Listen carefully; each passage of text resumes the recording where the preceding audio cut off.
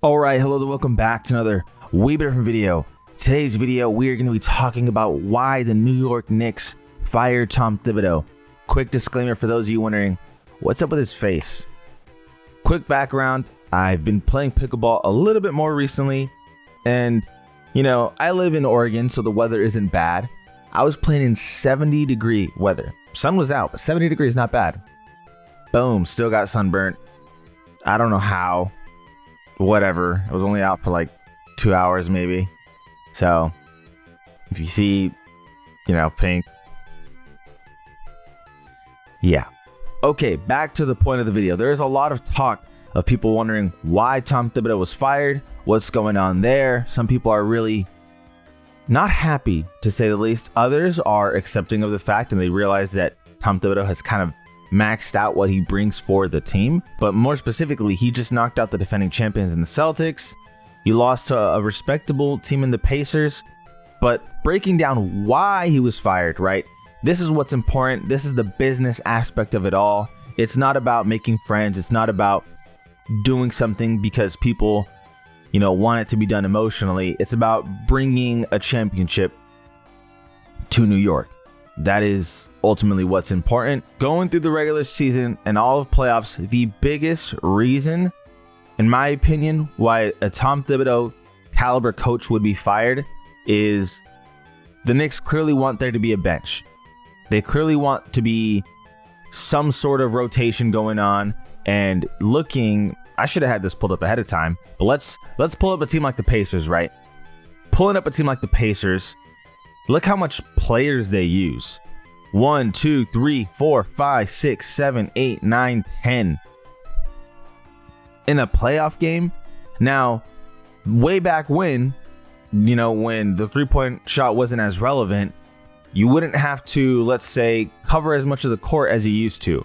You may have to have been more physical, but endurance-wise, you just wouldn't have to cover as much of the court. With the three-point shot being relevant, guys need to stay fresh. Let's go into the Thunder, right?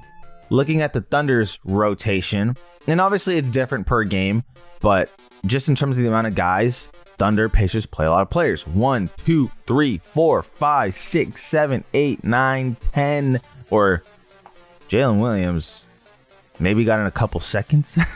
Regardless, 1, 2, 3, 4, 5, 6, 7, 8, 9. 9. Tom Thibodeau, yeah, he's making his guys work. And I would say Celtics series was the biggest example of really not utilizing a bench. Okay, so this is game 2. Look at the mileage on the starters. 43 minutes, 38, 35, 43, 38. The only bench they got is Mitchell Robinson, Miles McBride, and 5 minutes of campaign. That is tough, man. That is so extremely tough. And one thing about the Thunder, right? Thunder, you look at the players, you look at the bench, a lot of people are like, yeah, but they have the players to utilize the rotation and whatnot.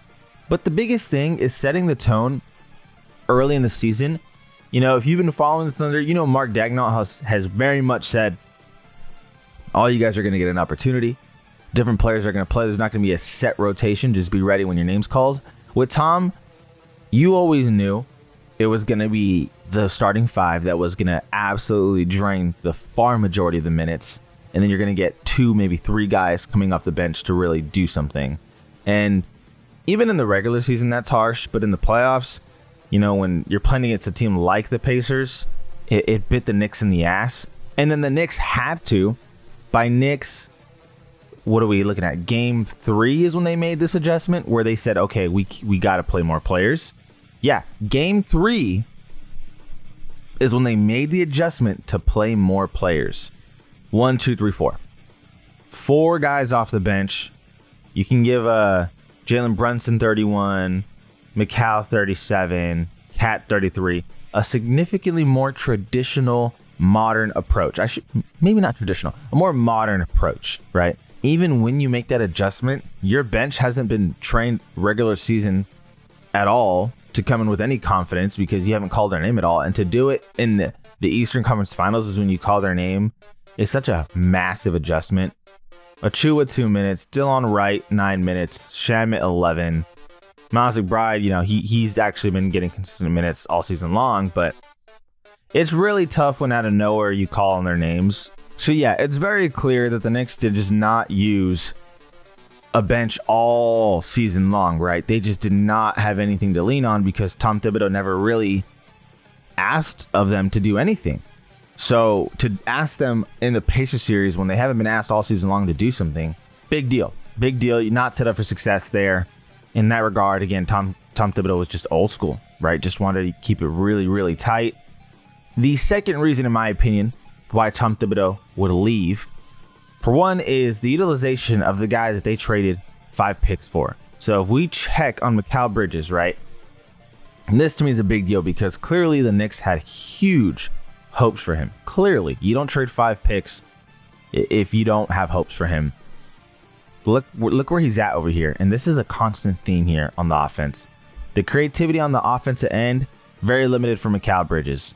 Just not a lot going for him. And I know you're seeing this play and you're like, well, this plays for OG Anunoby. Here's the problem, guys. Oftentimes, this is really what you got Mikal doing. Even when you got him dribbling up the floor, you're getting once every blue moon where this guy's actually going to be able to cook, right? Goes up, and Mikal can do stuff, right? He's capable of doing stuff. This is a really strong play. But the problem is, this is a big problem.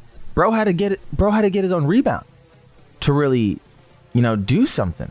So, okay, now everyone's pushing down the floor. But far more often than not, it's a Jalen Brunson ISO or it's a cat-related play.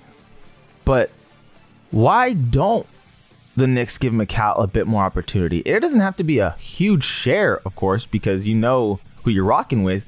But again, he's 28 years old. So he's 28 years old, and this was the worst season he's had in the past 3 years. Now, let me give you guys a quick disclaimer.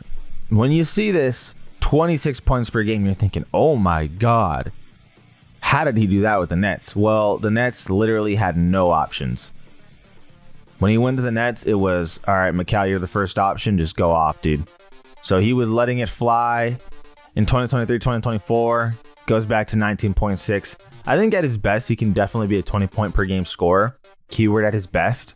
But with the Knicks, and this is the crazy part here. So 34.8 minutes per game. And he's averaging 19.6. He's averaging 2 less on 2.2 more minutes per game. Why is that a problem? Because he's in the game longer and he's not able to do more, right? The stats are down across the board. Rebounds, assists, points, steals. How is that possible?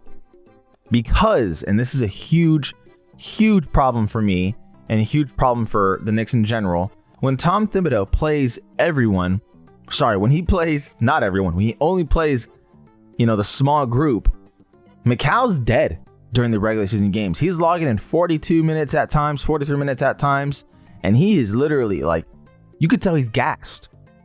So the problem is, he doesn't have the legs. And he's such a defensive focus where he's going to be guarding the better players. On the offensive end, he's going to be extremely limited. So this is not something you want to see. It's just not an ideal look right here. You can't have more minutes and then everything be down across the board. No matter what team you're on, that's just not ideal. You want to be more effective. At the very least, you could say, well, he's shooting 50% field goal percentage. That's good, but the 3-point percentage is down. And you'd think he's getting more open look threes, but he's tired. It's just what it is. He's tired. So you can see where Mikal's going to be. He's just, look at him. He's just headed to the corner over here. Just headed to the corner. That's his designated spot. And don't get me wrong, in today's NBA, you have to have the 5-man out. But the problem is when you trade so many assets for a guy like this, you got to find ways to utilize him more and be more creative. With Austin Reeves, there's times where Austin Reeves on the Lakers, even though there's Luka and LeBron, is just going to be designated to the corner. But you find ways to utilize all three. Make them work and mesh together. And it just never really happened for the Knicks. If you're the New York Knicks, though, you don't make that decision without having someone in particular in mind. You're not just firing this guy knowing, well, I guess we'll just go out and find another coach. There's no doubt in my mind that they have a guy or two in mind where they're like, okay, let's key in on this guy. This has got to go. Because when you make conference finals, if you don't think there's anyone better out there, you don't make this decision. So Leon Rose, president of basketball operations for the Knicks, you know there's a guy or two that he has in mind. At the very least, you're going to have people appreciating what Tom Thibodeau has done for the city of New York, for the team of New York. He took over when they weren't good.